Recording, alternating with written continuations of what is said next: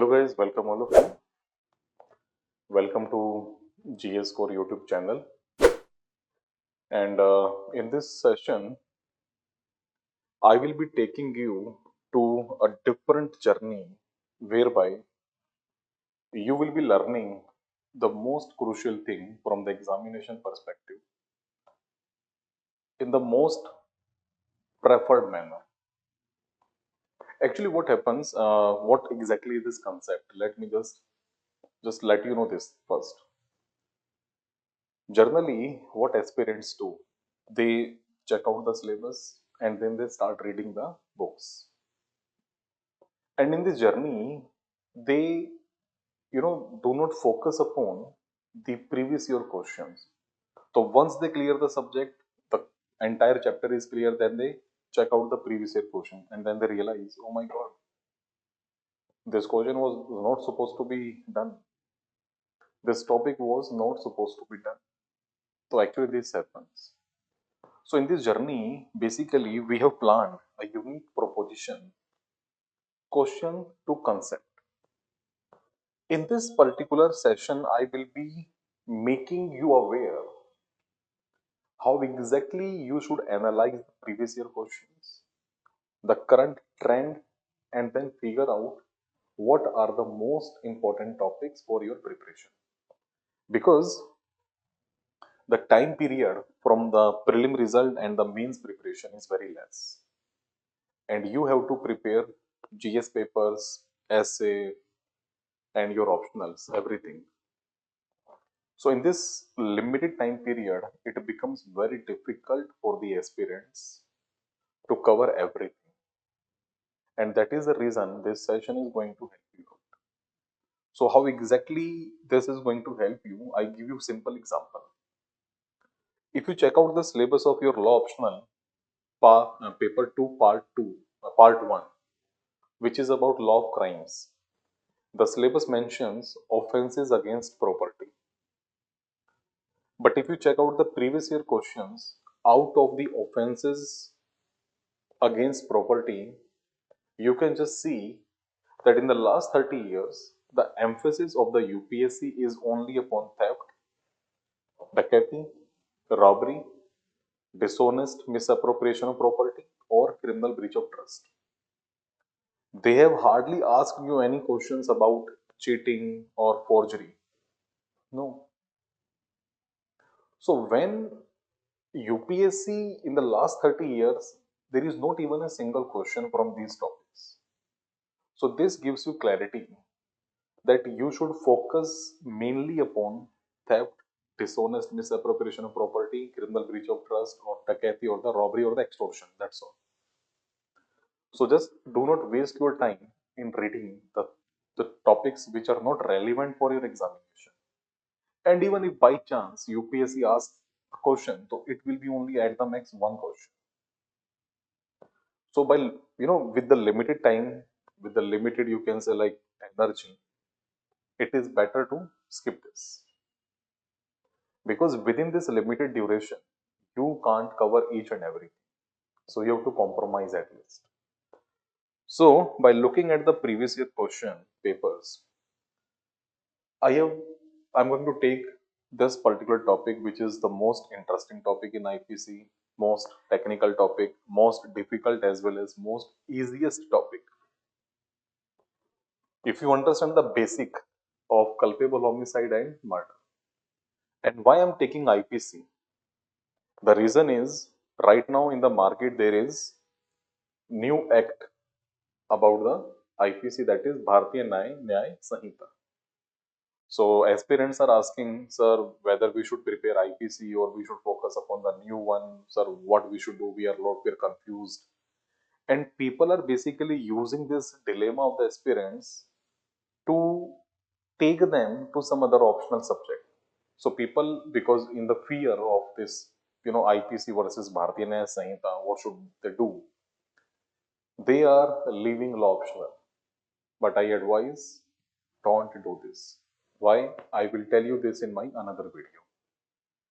In this video, I'm going to take you to the one of the previous year question paper in 2023. So in 2023, there was a question, discuss the doctrine of transferred malice as applied to law relating to the culpable homicide under the Indian Penal Code 1816. So this was the first question. Suppose this was the first question. It was about the doctrine of transferred malice. So first of all, you should have the clarity what it is all about. Then how this concept is applied in context of culpable homicide. So this is the way, you should understand, you should figure out. And if you see culpable homicide and murder, this topic is the only topic which comes every time, every year without any gap. So you can easily figure out, you should have one, the one model answer about the differentiation between culpable homicide and murder. You should have one model answer about the various exceptions of murder. So this is this is the way you should prepare yourself. On the basis of the previous year question, you can figure out what are the most expected questions, and then you can just prepare your model answers. If you analyze the last 20 or 30 previous year question papers, you can just come to limited number of questions. So this thing which we have made easy over here. So how exactly you should move on? I will discuss with you in this session. So you should have the clarity about the concept. Okay. So first, what is this concept all about? What is doctrine of transferred malice? But before that, you should have the understanding about what is culpable homicide. What is culpable homicide? What is murder? And then what is doctrine of transferred malice? And if you see the IPC, this is section 299, this is section 300, this is section 301. And if you see the Bharatiya Nyaya Sanhita, so people are basically making a fool by saying that, Bharatiya Nyaya Sanhita changed everything. No, guys. Section 98, section 99, and section 100. Simple. So when you are preparing, you should focus upon the concept first.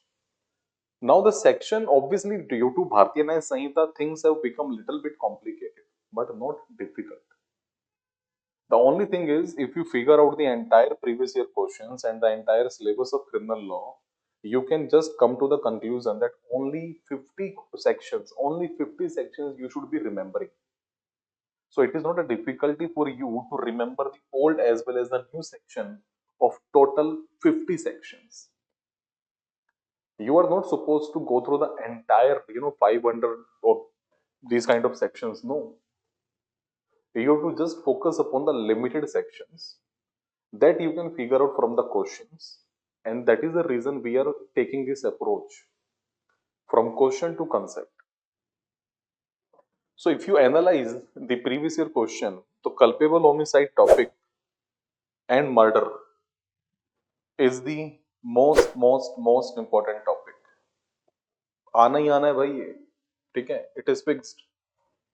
So first of all, to understand the doctrine of transferred malice, because ultimately what is this all about? It simply means when a person had an intention of killing A, but while killing A, he killed B by mistake, or by by some misunderstanding, he killed B, or when he was shooting A, he shot actually B. So he didn't have any intention to kill B. B got killed by mistake. But now you can't take a plea that I had never an intention of killing B. I had intention to kill B, but B got killed. So if this kind of excuse would have been allowed by the lawmakers, entire system will collapse, because it would become very difficult that this person wanted to kill this person, but this person got killed. So this will be a chaotic situation. So to avoid this, section 301 was inserted. So whether you have the intention to kill A or not, but if you are killing someone, then you are guilty. So basically this doctrine, this section 301 or section 100 in Bharatiya Nyaya Sanhita is only for the sake of clarity. But if you refer section 299 or section 300, you can just figure it out what has been given in the definition of culpable homicide or murder. So if you see the definition, I just read the definition given under section 299. It simply says, whoever causes death, whoever causes death by doing an act with the intention of causing death or with the intention of causing such bodily injury as is likely to cause death, or with the knowledge that he is likely to by he's likely by such act to cause death, commits the offense of culpable homicide. So the if you see the opening wording, it simply says whoever causes death. It is the material whose death has been caused. So it doesn't matter that you wanted to kill A but you had killed B. No. The point is whoever causes death. Of whose, it doesn't matter. It hardly matters. No. So basically, when you will be writing down the answer of this particular question, generally aspirants make a mistake that they only focus upon section 301. Because section 301 simply says, I read the definition of section 301. If a person by doing anything which he intends or knows to be likely to cause death commits culpable homicide by causing the death of any person whose death he neither intends nor knows himself to be likely to cause, the culpable homicide committed by the offender is of the description of which it would have been if he had caused the death of the person whose death he intended or knew himself to be likely to cause. So if you read this entire section, it makes a clarification. It is only for the purpose of clarification that if X wanted to kill A, but in that process he actually killed B. So it doesn't matter, it hardly matters, because ultimately X is committed the offense of culpable homicide, because the main reference is not section 301, the main reference is section 299 or section 300. Because under section 299 or section 300, it has clearly given that whoever causes death. So homicide means killing of the human being.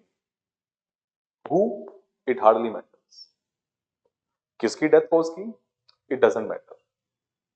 Whose death has been caused? No matter. The point is, if person had an intention or the knowledge that he is going to cause death of any person, he is guilty. This is point number one. So when you will be writing section 301 or section 100, you have to give the reference of these two sections as well, because then only it is clear. So this is the idea how you should understand the concept. And if you move on further, guys, see. So how to write down the answer of this question? So first of all, you should explain section 301, the doctrine of transferred malice. But after this, you should mention first section 299 and section 300 to make it clear. To make it clear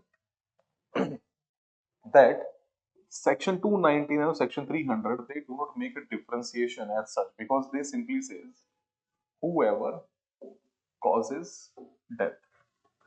So, and with intention or with knowledge. The only requirement is if the person has an intention or the knowledge that a person may got killed, it is an offense.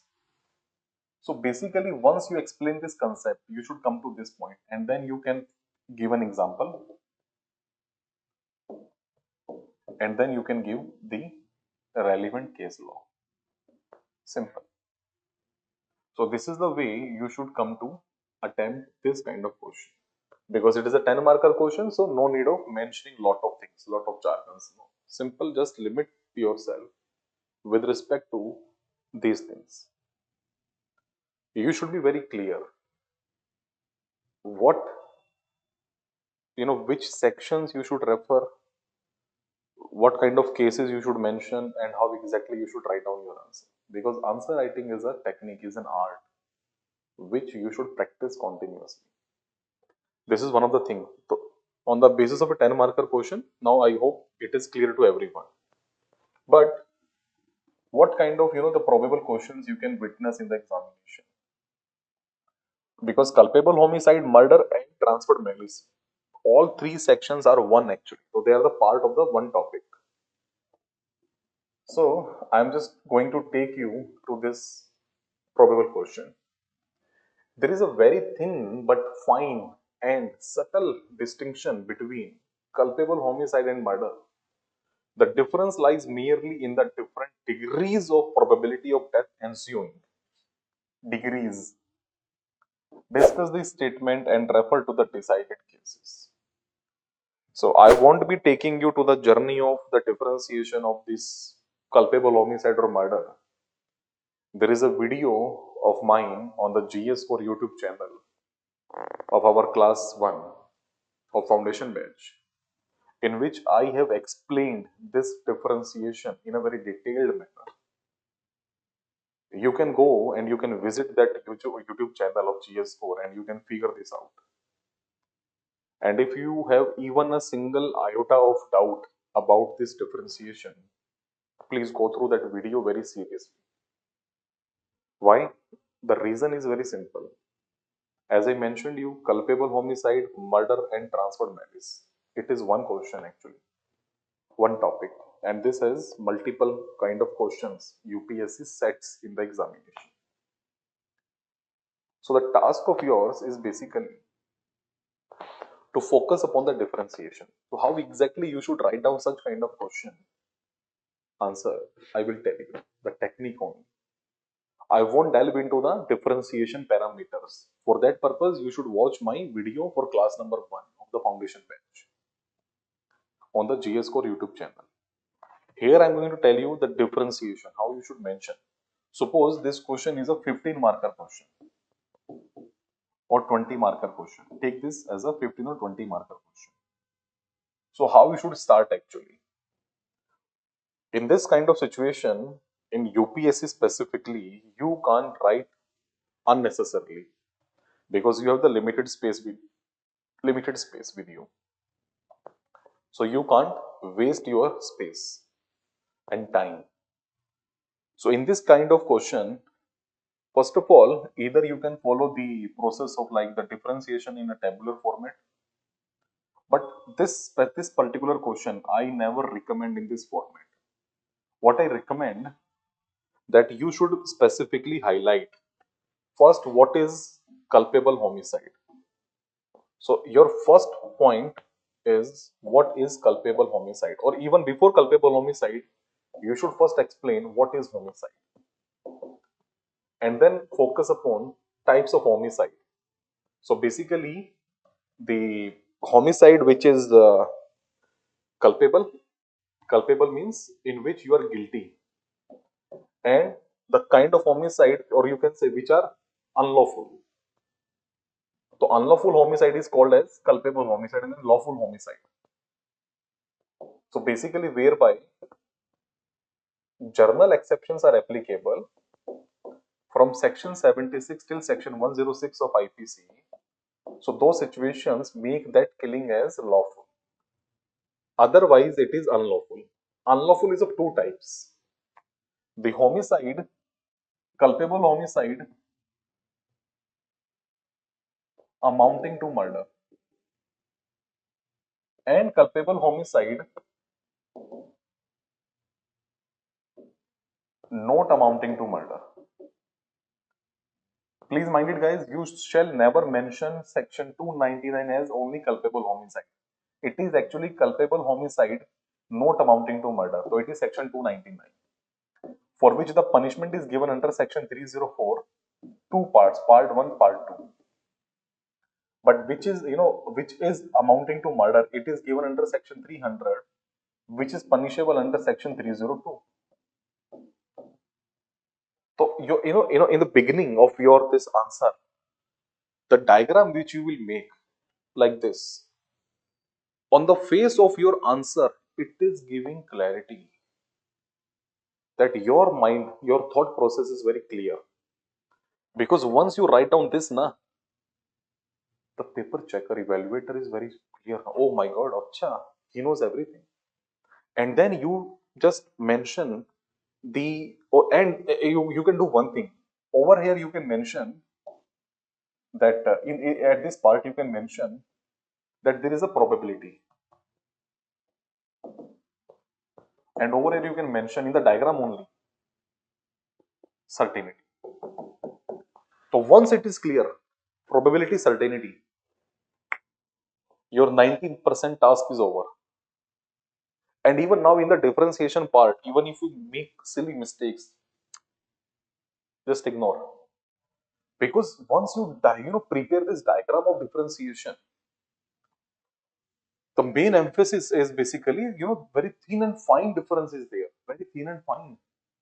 We have to come to this point now. And that thin and fine difference is basically lies in the degree of culpability. So basically under section 300, so you first discuss section 300 and then you focus upon all first, second, third and fourth. Firstly, secondly, thirdly, fourthly. And then you compare those four parts with section 299, first, second, third part. And then you club the exceptions. So there is a proper chart to be prepared. So on that video, in that video of mine, you can check it out how you should prepare that chart as well. So if you get time and space, then you can prepare the chart. Otherwise, now you can come to the tabular format of differentiation. And you can simply mention out, like, in both sections, there are three parameters. One parameter is when intention of causing death is there and death is caused, it is always culpable homicide amounting to murder. But when it is about intention and bodily injury, intention to cause bodily injury, then you have to check it out. The second degree, that is, the element of knowledge of bodily injury. So subjective knowledge, objective knowledge. So section 300, first, secondly, and thirdly. And this objective and subjective knowledge is missing in section 299. And then you come to section 300, fourthly, which is about knowledge and knowledge. So basically dual degree of culpability, dual degree of, you can say, this mens rea. So double mens rea is there. But in section 299, it is only single mens rea.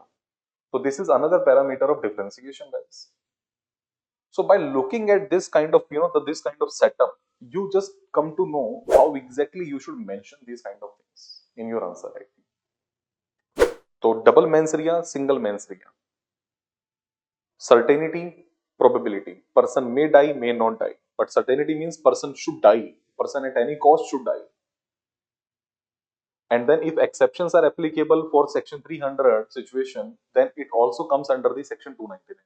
So there are three parameters of differentiation. One parameter is certainty.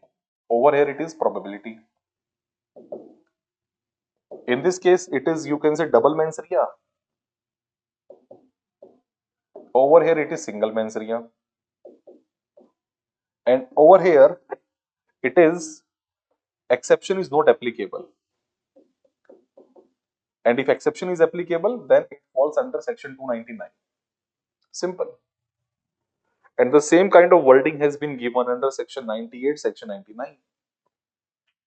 So guys, if you explain your answer in such a way, your thought process, clarity about your thought process in your answer writing makes evaluator happy. And when he is happy, you will be happy. But if you write down blah, blah, blah, and ultimately game over. So don't do this. So by looking at this picture, by this video, what you can understand, what is your outcome? Outcome is, by you should analyze previous year question papers You should figure out what exactly UPSC is asking from a particular topic, what kind of questions they are asking, and then prepare your model answers. So this is called question to concept kind of thing. So this is all about in this video from my side. In case of any doubts or any queries or any kind of guidance or mentorship, you are most welcome to connect with us. Thank you guys.